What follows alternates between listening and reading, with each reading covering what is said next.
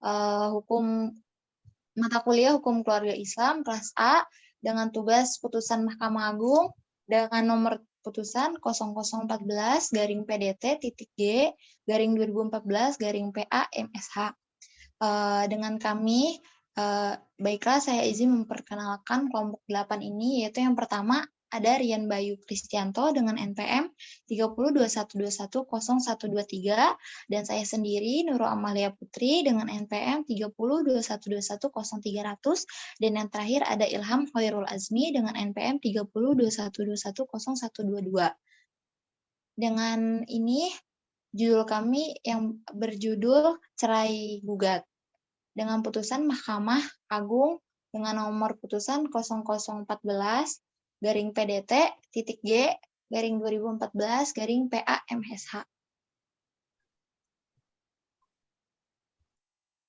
Bab 1A Informasi Perkara. Menimbang bahwa dari analisis pembuktian tersebut, di atas dapat disimpulkan kronologi kasus secara singkat sebagai berikut.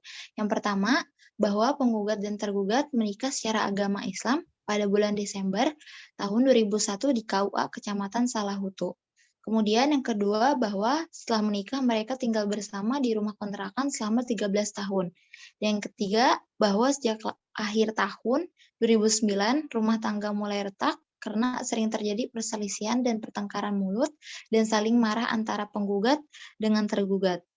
Yang keempat, bahwa perselisihan dan pertengkaran tersebut terjadi disebabkan karena masalah termohon mempunyai kebiasaan tidak terpuji. Yang kelima, bahwa sejak saat itu penggugat tidak mau lagi hidup bersama tergugat.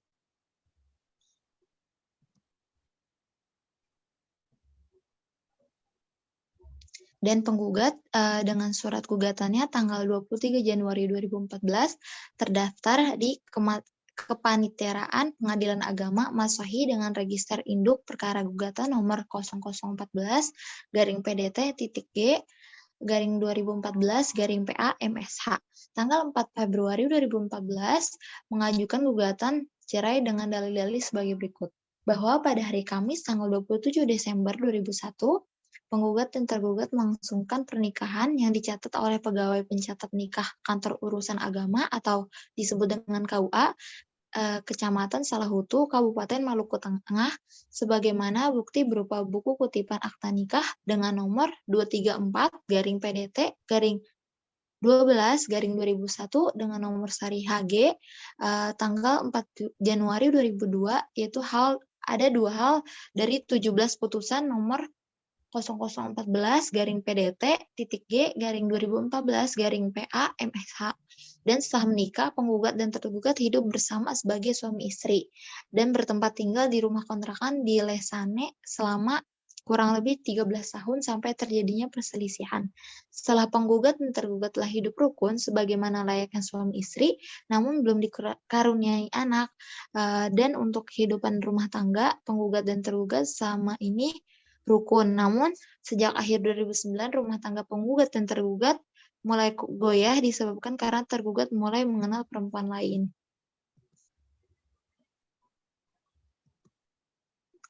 Lalu ketidakrukunan itu muncul saat tergugat menyampaikan niat untuk menikah lagi pada bulan Oktober 2010. Namun, penggugat tidak mengizinkan hal tersebut. Kemudian pada bulan Maret 2011, tergugat kembali memaksa penggugat dengan ancaman untuk menganiaya kalau kiranya penggugat tidak bersedia untuk menandatangani surat pernyataan yang telah dibuat oleh tergugat, yang isinya penggugat mengizinkan tergugat untuk menikah kembali dengan perempuan selingkuhannya. Kemudian isi dari surat pernyataan dan penggugat dan tergugat, tanda tangan sebagaimana pada surat tersebut, dan akibat perbuatan tergugat tersebut yang sulit untuk dirubah sehingga membuat penggugat menderita lahir batin, maka penggugat memutuskan untuk mengajukan perceraian.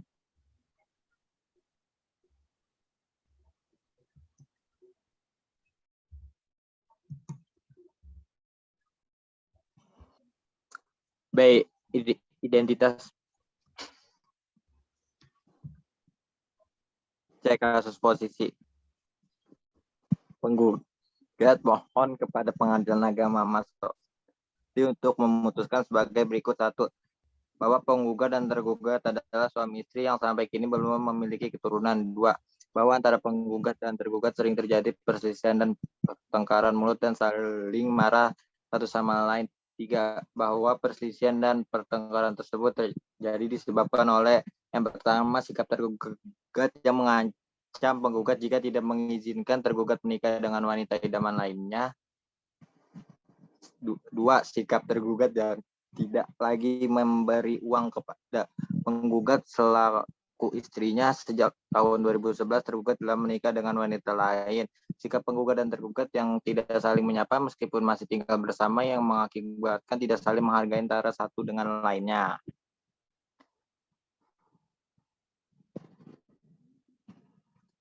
Yang keempat, bahwa dari keluarga telah melakukan upaya damai antara penggugat dengan tergugat untuk rukun kembali dalam keluarga, namun upaya tersebut tidak berhasil. 5. Bahwa akibat perbuatan tergugat tersebut yang sulit untuk diubah sehingga membuat penggugat menderita lahir batin, maka penggugat memutuskan untuk mengajukan perceraian. Yang keenam, bahwa ketidakrukunan itu muncul saat tergugat menyampaikan niat untuk menikah lagi pada bulan Oktober 2010.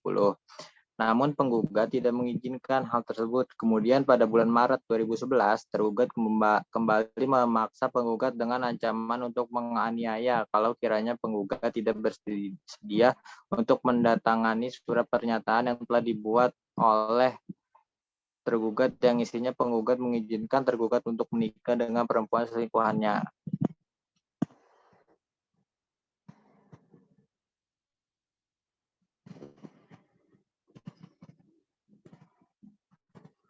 Dan menimbang bahwa berdasarkan ketentuan pasal 283 RBG, penggugat wajib membuktikan dalil-dalil gugatannya yang dibantah oleh tergugat, dan tergugat pun wajib membuktikan dalil bantahannya sebagaimana telah dilaksanakan di persidangan. Menimbang bahwa untuk menguatkan dalil-dalilnya, penggugat telah mengajukan alat bukti yang berupa fotokopi kutipan akta nikah nomor 2234 garis miring 14 garis miring 12 garis miring 2001 seri HG. Dan setelah banyak yang terjadi pertingkaian atau pertengkaran terhadap penggugat dan tergugat dengan hal yang sudah terjadi dan tertera bukti yang ada, akhirnya penggugat menggugat penggugat.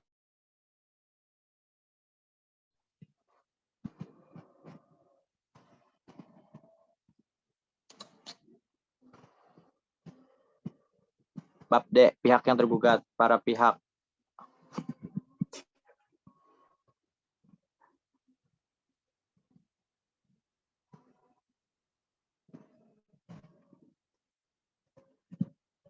Bab 2.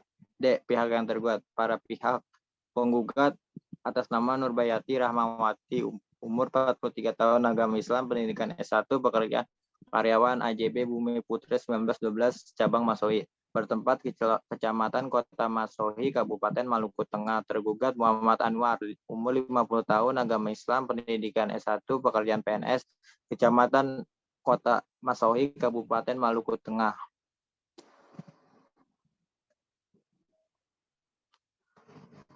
Penuntut umum atas nama Mawardi Hasan SH, Majelis Hakim yang memutuskan perkara kasus perceraian ini ialah Zainal Ridwan Puarada SHI sebagai Ketua Majelis Hakim dan Burhanuddin Manilet SAG sebagai Hakim Anggota dan Harisan Opolat SHMH sebagai Hakim Anggota dan Panitera Pengganti DRA Rosmiati LM.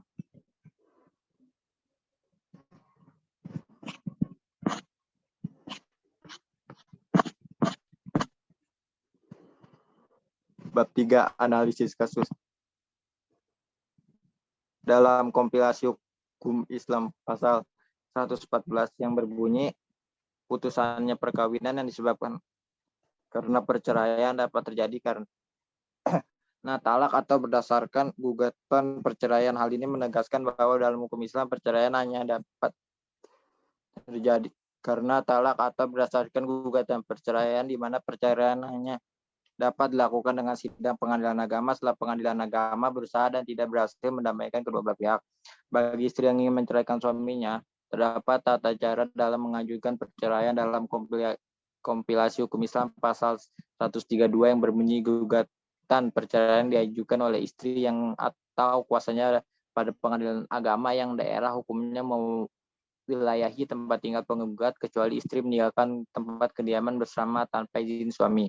Hal ini dapat diartikan istri dapat mengajukan permohonan cerai talak pada istrinya melalui pengadilan agama tempat suami atau istri.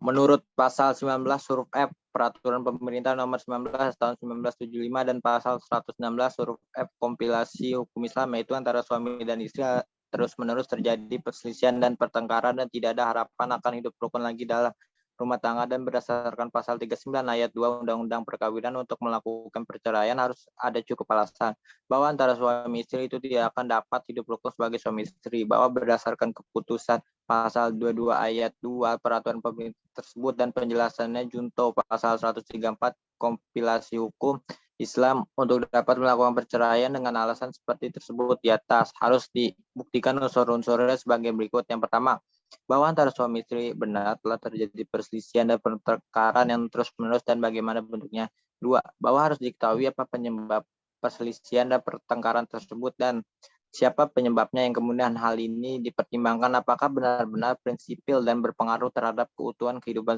suami istri. Tiga, bahwa apakah benar antara suami istri tidak ada lagi harapan akan hidup rukun kembali di dalam rumah tangganya.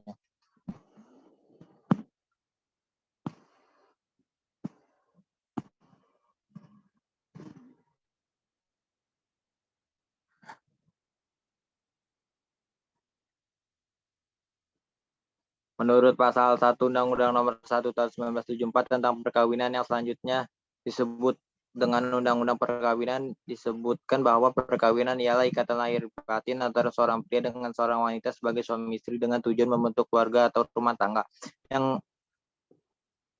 yang bahagia dan kekal berdasarkan keutuhan Yang Maha Esa. Ketentuan pasal 39 ayat 2 Undang-Undang Perkawinan yang menyatakan bahwa perceraian dapat dilakukan apabila antara suami istri tersebut tidak akan dapat hidup rukun sebagai suami istri. Perceraian hanya dapat dilakukan di depan sidang pengadilan setelah pengadilan yang bersangkutan tidak lagi berhasil mendamaikan kedua belah pihak, dan setelah banyak yang terjadi pertikaian atau pertengkaran terhadap penggugat dan tergugat dengan hal yang sudah terjadi dan tertera bukti-bukti yang ada, akhirnya penggugat.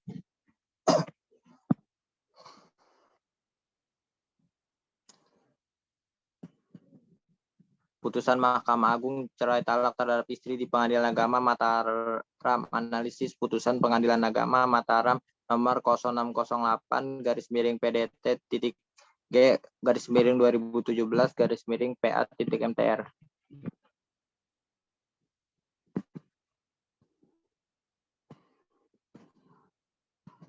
Bab 1A Informasi perkara. Menimbang dalam perkara ini juga termasuk dalam kasus cerai talak dapat disimpulkan kronologi kasus secara singkat, yaitu sebagai berikut. Yang pertama, bahwa pemohon dan termohon adalah suami istri menikah pada tanggal 29 Oktober 2014, tercatat pada kantor urusan agama Kecamatan Ampenan, Kota Mataram, dan telah dikaruniai seorang anak. Dua, bahwa sejak tahun 2015 rumah tangga pemohon dan termohon mulai goyah, sering terjadi perselisihan dan pertengkaran disebabkan termohon tidak mau mengikuti nasihat dan saran pemohon sebagai suami serta berani melawan dan membantah dengan menunjukkan sikap untuk tidak mau menjalani kewajiban seorang istri terhadap suami seperti tidak menyiapkan makan untuk pemohon. Yang ketiga, bahwa pada tanggal 28 Juni 2017 telah terjadi pengucapan talak dari pemohon kepada termohon sehingga seketika itu termohon dan anaknya meninggalkan pemohon dan tinggal bersama orang tuanya sendiri sampai sekarang, dan sudah berjalan 8 bulan, dan sejak itu sudah tidak ada lagi hubungan atau komunikasi sebagaimana layaknya suami istri. Yang keempat, bahwa dari keluarga telah melakukan damai antara penggugat dengan tergugat untuk rukun kembali dalam keluarganya, namun upaya tersebut tidak berhasil.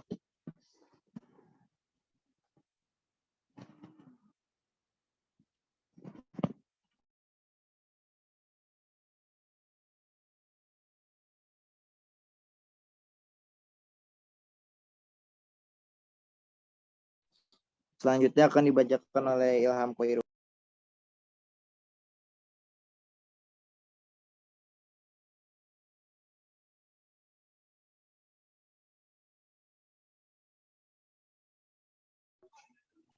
Selanjutnya, identitas penggugat. Penggugat Bapak Hendra umur 45 tahun, agama Islam, pendidikan S1, pekerjaan PNS, bertempat Kecamatan Mataram.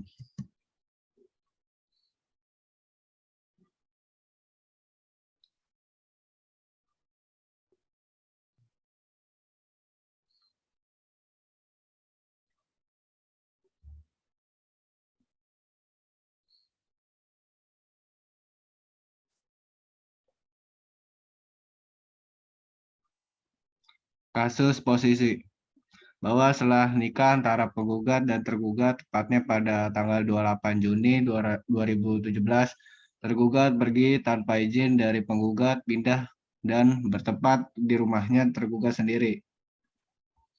Bahwa kurang lebih sejak tahun 2015 kehidupan rumah tangga penggugat dan tergugat mulai tidak harmonis dengan adanya perselisihan antara penggugat dan tergugat yang terus-menerus dalam rumah tangga yang sulit untuk dilakukan lagi yang disebabkan antara lain pertama, tergugat pergi tanpa seizin penggugat.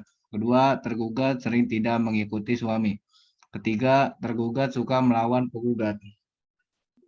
Keempat, tergugat suka bertentangan pendapat dengan penggugat. Bahwa selanjutnya penggugat sangat khawatir dengan anaknya yang masih kecil dan masih sangat membutuhkan perhatian dan perawatan.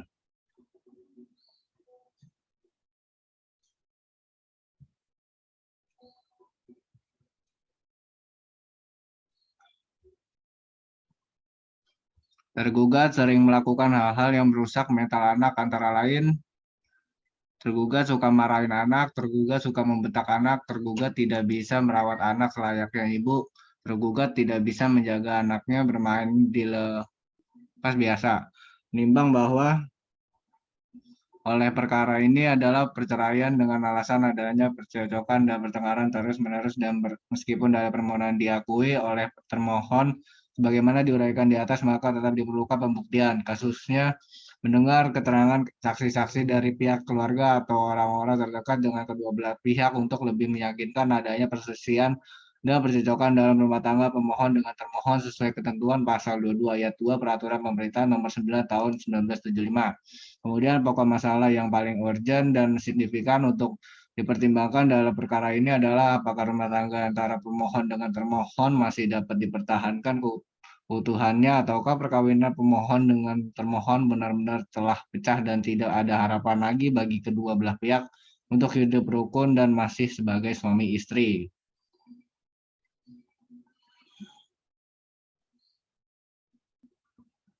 Dalam pertimbangan majelis hakim yang inti dari putusan hakim pengadilan agama Mataram adalah sebagai berikut: 1.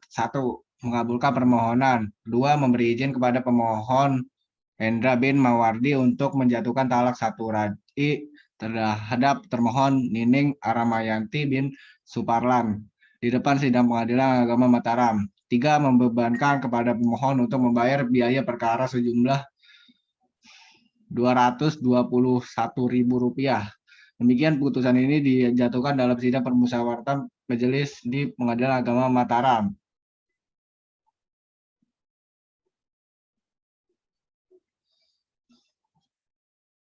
Bab 2. Pihak yang terlibat. Penggugat Bapak Indra, umur 50 tahun, agama Islam, pendidikan S1, pekerjaan PNS, bertempat Kecamatan Kota Mataram. Tergugat Ibu Nining, umur 43 tahun, agama Islam, pendidikan S1, pekerjaan IRT, bertempat Kecamatan Kota Mataram.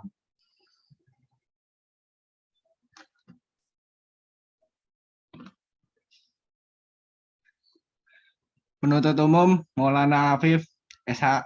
Majelis hakim yang menangani kasus perceraian ini ialah pertama Judi Arifin SHI sebagai ketua majelis hakim, 2 Rizaldi Tapanuli SAG sebagai hakim anggota, 3 Bambang Herianto SHMH sebagai hakim anggota, antara pengganti Dr. Randes Romawati LM.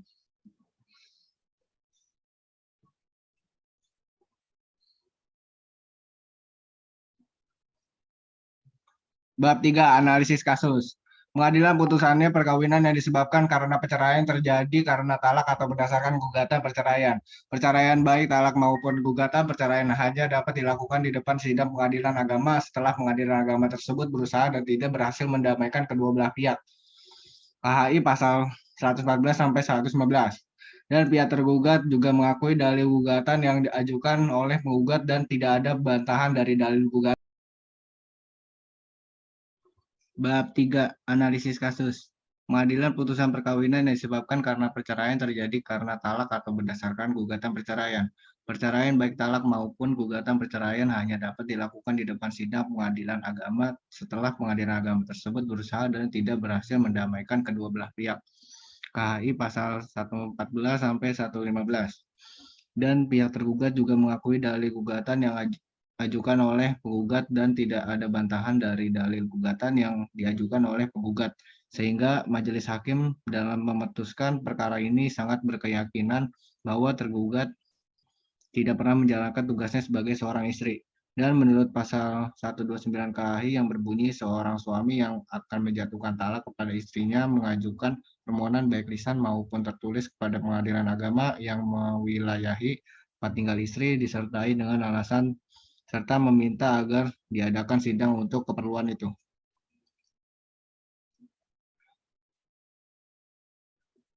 Berdasarkan pasal tersebut, dapat dikatakan bahwa syarat jatuhnya talak harus dilakukan oleh suami dan akan diakui secara hukum negara saat dilakukan atau diucapkan oleh suami di pengadilan agama.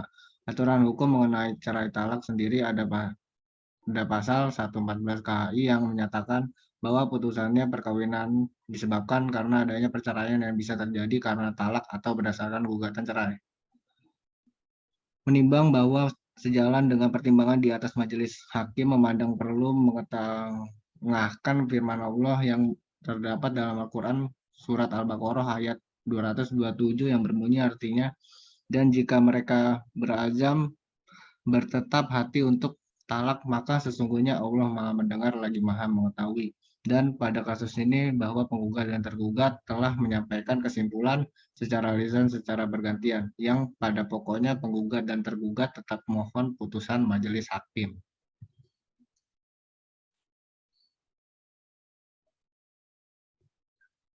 Terima kasih. Ya kan? Udah.